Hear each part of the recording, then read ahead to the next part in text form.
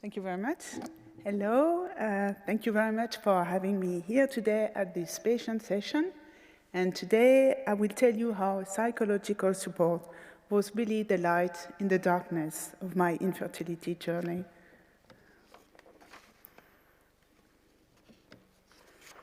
So a few things you need to know about me.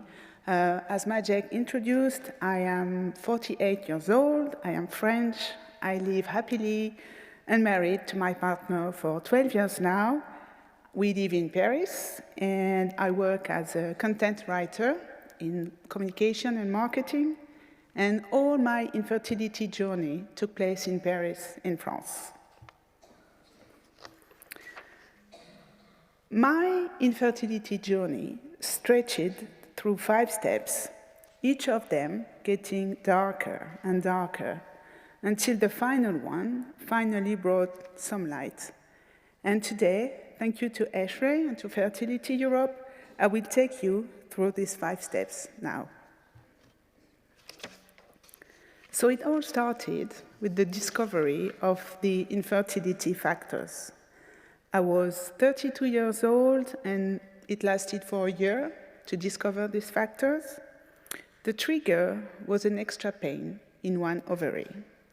I've always had pain during my period, ever since I was 13 years old, but the doctors I met said, oh, it's normal to suffer when you have your period. So, okay, that was normal. But that pain, that new pain in my ovary, it was not only during my period, it was permanent. So I worried. And so I started the medical journey, which take me through 2 gynecologists, ultrasound, X-ray, MRI scan, and finally, ovary surgery, which diagnosed endometriosis. During all that journey, globally, it was very surprising to find out that all the experts were globally non-helping. They seemed very disorganized to me. They would give contradictory information, and most of all, they were really ignoring my pain and my feelings. I remember I had to beg for the first gynecologist I met. I had to beg her to get a prescription for the ultrasound, the pelvic ultrasound, to check where the pain in the ovary came from. What she said was, oh, if you really insist, I give it to you. But that is absolutely unnecessary, and pain does not mean anything. Very hard to hear. And then, when I did the MRI scan, after a very stressful 45-minute exam, and I am claustrophobic, so that was really, really stressful, there was this angry lady who told me, look, this is an hemorrhageous cyst you have, but don't you worry, and don't you dare have it removed. You have to come back in 2 weeks and pay another 500 euros for the new MRI scan to check. How do you think I felt after that? I was really lost, a bit angry, and scared, because guess what? When you say hemorrhageous and not worry to a patient, it doesn't feel right. As for psychological support, at this stage, not mentioned. And that brings us to step 2, where my then partner and I tried to conceive a baby in a non-assisted way. I was then 33, and it lasted for about a year. The medical journey was rather light, because we just did a few biological exams, and we mainly followed the recommendation of the doctors, which were very heavy daily constraints. That sounds not so heavy compared to the rest of the journey, but at the time, it really was. I had to monitor my temperature every day at 6 in the morning, even on weekends, every day for a year. I had to have sexual intercourse only on certain days of the month, only these days, not the rest of the days. And guess what? It's not very good for a relationship. And also, last but not least, I had to go through a strict diet, which is the same diet as pregnant women who are not protected against endometriosis. I am French, I like my cheese, my wine, so bad time for me. All these constraints led to nothing, 0 pregnancy. We were dealing with few people at the time because it was a light, non-assisted, medical thing. The doctor, he was very kind and he was very, very optimistic. But he also was very vague. There was no transparency at all on how severe my endometriosis was and how it would affect precisely my chances to have a baby. What he said was, "You are young, there is no reason why you should not work. You know, many women with endometriosis, they end up having a baby." And when we were worrying or said, "But why wait a year?" He said, "No, let's wait at least 1 year, and then we'll see what to do." So this 1-year period seemed really non-negotiable. During that time, these 12 months, I felt confident too. But as time went by and nothing happened, I felt more and more impatient and less optimistic. Again, during that period, psychological support was not mentioned once. So, what next? Let's do IUI. Woohoo! I am 34 at that time, and I went through 4 IUIs during 9 months. These IUIs did not happen in a medical center. Don't ask me why, I don't know. I was just in the tunnel of infertility journey. I was not answered my question, so I just, followed through. So I had to run all day between the gynecologist practice, the ultrasound lab, the blood exam lab, the sperm lab, and the pharmacist. All these people, all the experts I had to deal with, they were incredibly indifferent. It was amazing. They were indifferent, they were always in a hurry, they seemed bored to death to deal with so many patients, and they didn't take time to explain anything to anyone, and not to me either. Nothing came out of this IUI, no pregnancy at all. And you know what I heard the most during these 9 months? Next patient. And when I was in the waiting room, waiting with, tens of people like me, and I would there go to the desk and ask the lady, "Do you know how long it's gonna take? Because I've been here a while." She would answer, "No, I don't know when it's gonna be your turn. We are an hour late. You are not the only patient. Can you see other people in the room? You have to call your office and tell you will be late for work." Okay, sorry. And the gynecologist practice, I would ask her, why doesn't the IUI work? And she just answered, "No, I can't tell you why it doesn't work." I didn't know what she meant by "I can't tell you." Was it "I can't because I don't have the right to tell you why it doesn't work"? Or "I can't because I don't know"? Still, to that day, I don't know. Guess how I felt after these 9 months? I was physically quite tired because I felt I spent all my days running early morning to the labs, then to work, then lunchtime back to the labs, and back to work, and in the evening, rushing back home, catch your commuter train to get the injection at the exact time. That was physically tired. And also, mentally, I felt so stressed by failure because I had 1 year of non-assisted attempts with 0 result. And then 4 IUI, 0 result, no explanation. Again, psychological support, non-existent, not mentioned once by none of any of the experts we were talking to. So I was really getting further into the darkness. Now, let's fast forward 3 years, during which I broke up with my ex-partner. I met my Prince Charming, who is here today, and we decided to have a baby. So at the beginning of this stage, I am 38 years old. And we did 3 IVF in a 5-6 months period.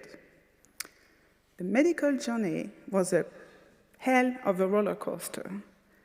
We did IVF number 1 in the public hospital, who kicked us out after just 1 IVF. Then we went to a private hospital for IVF number 2 and 3, and of course we had to go and run in the biologist practice, the ultrasound lab, the blood lab exam, pharmacist, and maybe I was feeling, bored, so I decided to add some acupunctures, to make my days brighter. The experts' attitude during that time was, there were some common parts and some very opposite parts. The public hospital, I'm sorry to say, was awful. Worst experience ever. They were absolutely non-communicative, extremely rigid, unwilling to explain anything, and they seemed disorganized to me. Maybe it was an organized disorganization, but to us patients, it seemed like a complete hell. And some people were even rude. You will see in the verbatims. We heard things I still remember to that day. I can still remember the face of the doctor who told me this today. On the contrary, on the private hospital, everything, I felt like I had arrived in a spa, not a hospital. Everything was so organized, the people were very prompt to react, kind and gentle, and genuinely caring for my well-being. That was such a comfort. But still, no explanation, no transparency about, the treatment, why it doesn't work, what are we going to do next? Nothing. What came out of these 4 IVFs? Again, nothing. 0 pregnancy. I've never been pregnant, even for 1 minute. But I got the lottery ticket because they diagnosed PCOS, which was not diagnosed in all the steps I had done before. And I want to share with you these verbatims because they are, I think, really important. Maybe sometimes people say things without thinking how they will be taken by who they are talking to, and it's very hard to hear. When we got at first to the public hospital and asked them what would be the difference, what would they expect by doing IVF instead of IUI as a few years before, what they said was, come on, we know what we do. Everything's going to be all right. You are still young, and your endometriosis is not that bad. And then, 1 month later, after a very tiring 25 days protocol and injection and an unsuccessful IVF, they told me, you responded insufficiently to our protocol. IVF will never, ever work on you. So we stop wasting time with you. You go to Spain, buy some eggs. Here are the details of the Spanish clinic. Bye-bye. So that was amazing. Even more amazing that we had to beg to get that answer because they would not tell us anything. We just got the results, and that was it. So this is why we went to the private clinic after that. They were very kind, as I said, very caring, but still not explaining anything. And the doctor would tell me, look, you have to stop asking me why MAR does not work with you. You need to have faith. Otherwise, for sure, you will never be pregnant. Again, I was appalled.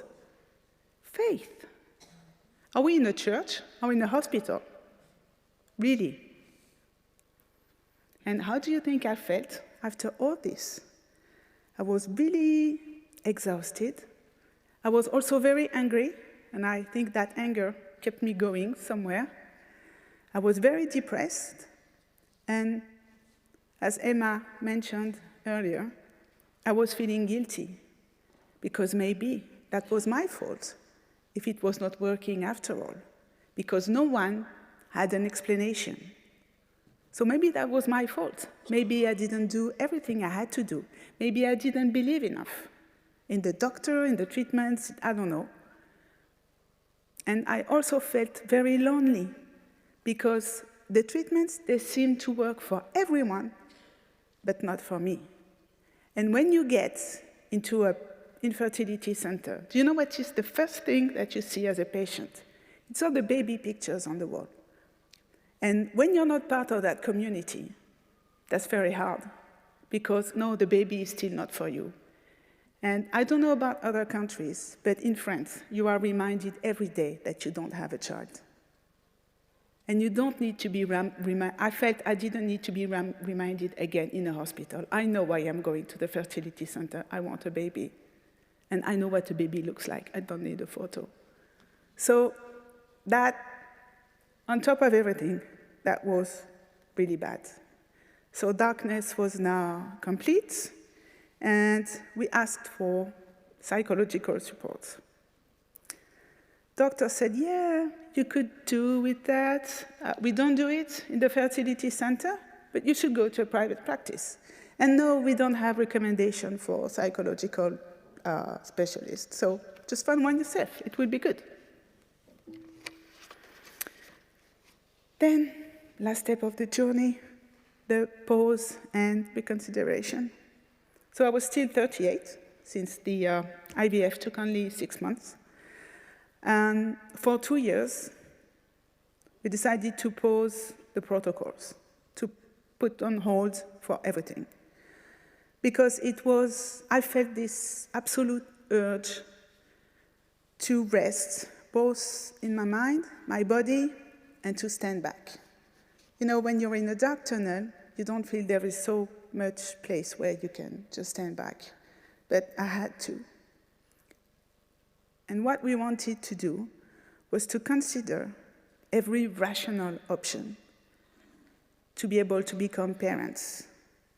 Would it be more IVF in different centers or techniques? Would it be through egg donations or through adoptions?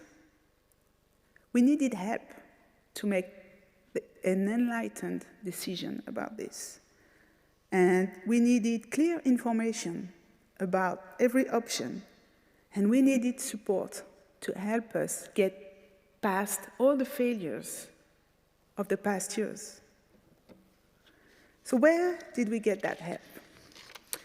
Well, as you have noticed from my speech, we didn't get it from any of the professionals we had to deal with the past years.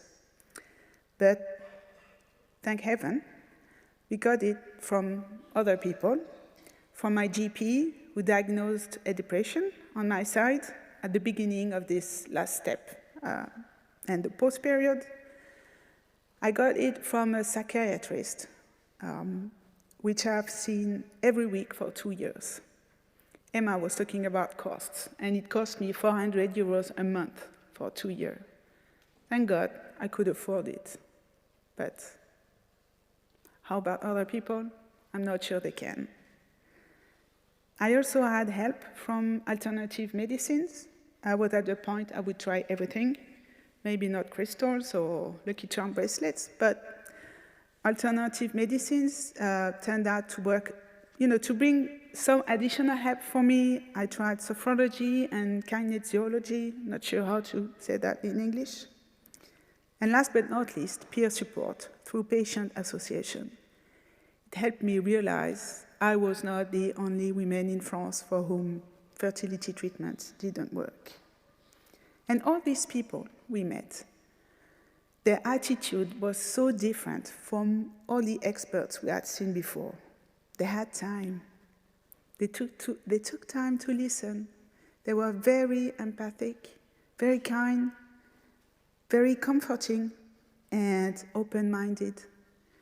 And I still remember today what my psychiatrist told me to help me stop feeling guilty. She said, look, you have done so much to try to have a baby, so much more than most people. You have nothing to feel guilty about.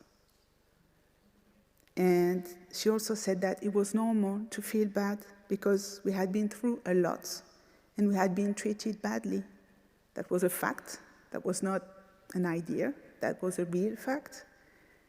And she said, allow yourself some time to be sad and angry as long as you need, but it's a necessary period so you can be happy again later. And what came out of this psychological support was indeed extremely positive. Light at last, end of the tunnel. We got acknowledgement of all our pains, our efforts, and our feelings since the beginning of the journey. The guilt was removed, and the psychological support helped us raise awareness of our own limits, that we had the right to change our mind about becoming parents and not, quotes, be strong and fight until the end. Some people do, some don't, and that's okay. But there's not just one way for everyone. And also, psychological support, thanks to it, we regained control of our own life. And that was the best thing, because during all this tunnel of infertility journey, we felt like we were like sheep, following the troops, and we didn't have a say in the matter, and we were treated as children, not good enough to be explained what they were doing to us or what was going on. There, we regained control. So now, what came out of all of this? After 2 years of this pause period, we considered that the chances to have a child were far too uncertain. So we decided to give up the idea of becoming parents and focus on building a new life, just the two of us. Something we had not planned before, but we went another path. And that made us feel relieved, at peace with ourselves, and happy again. The only regret I have is that if we had support from the very beginning through the journey, maybe it would not have been so painful, and maybe it would not have taken so long for us to get there.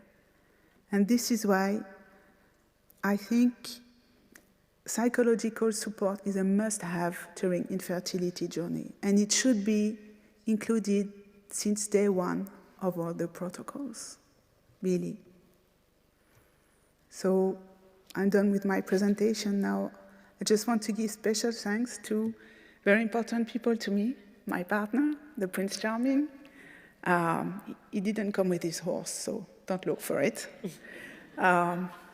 I want to thank also my psychiatrist and my kinesiologist. They were really lifesavers. Also, big ups to all the people who work at Fertility Europe and the members of the executive committee. Thank you very much to Eshre for inviting me. And also, thank you very much to each and every one of you for listening to me. And I hope I've helped you to give you an insight of what patients feel like. Thank you very much.